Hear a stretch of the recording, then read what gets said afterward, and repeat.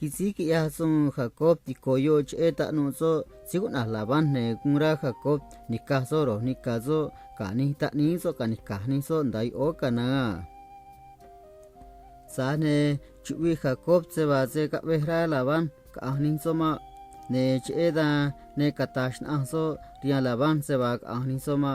ka Laban ka kazo ka chi rada so masi ne narang ni te kwa Jacob razung sia ni so kane kabi kunung da ni so rashku kameyo ya so ne yo kabi ni so ka ni so a kacheba no wi ga ne shka Laban cuenta se ba ka Jacob ne kamand orazo ne kanako Laban ka stubi so ma Jacob ke chi wi a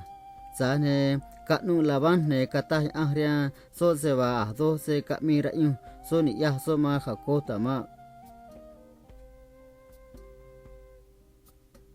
ka kuchi Laban reba Jacob ne kata Laban ria zo a mech e kunai vetso ga se kata soria ka ang so ne ki ang cha che so azung za ha o se ne ka ver to ang maro ta ni chana so mani ta ni si no to ne na ne tre mani so ma ka ne kuta Laban ka kung ra Jacob se ba ki ai tu so ni ta ang Laban ha kata Jacob se ba ne ki ai tu so ne se ki ai tu oni so ne ka ve ka bi so a sa ne shka Jacob cuenta se ba ma ani kazo chana kuna Raquel ki ai tu ni ta ang re no a nano Laban nur ke ni ve manta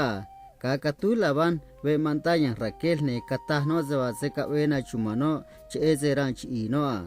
sa ne ano ka ri ve ni ta ang re no keshla ta raka mayore ta no narang rano rabe manta ne cheda ne nari re no ni ta ang so ama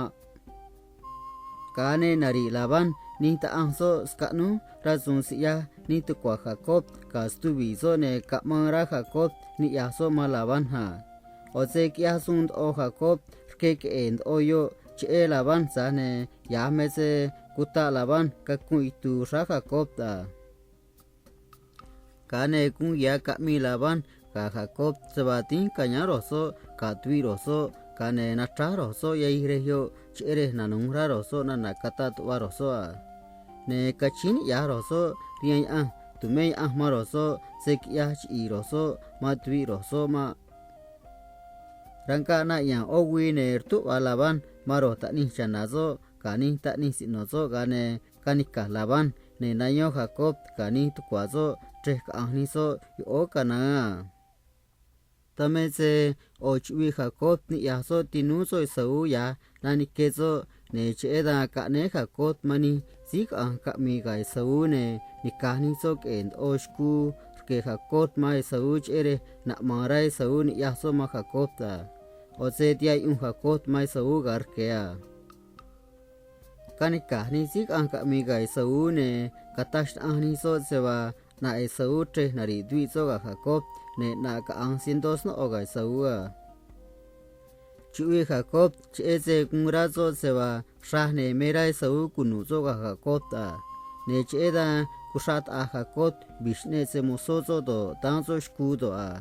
ne mera Jacob se kunu e sau ga oshne ni so ne nani oshne ni so ra Jacob ta